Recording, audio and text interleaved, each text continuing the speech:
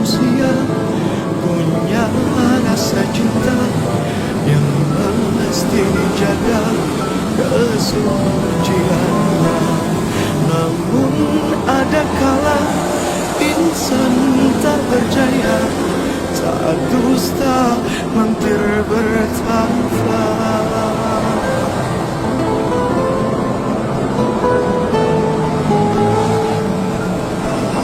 Ku inginkan dia yang punya setia dan mampu menjaga kemurniannya.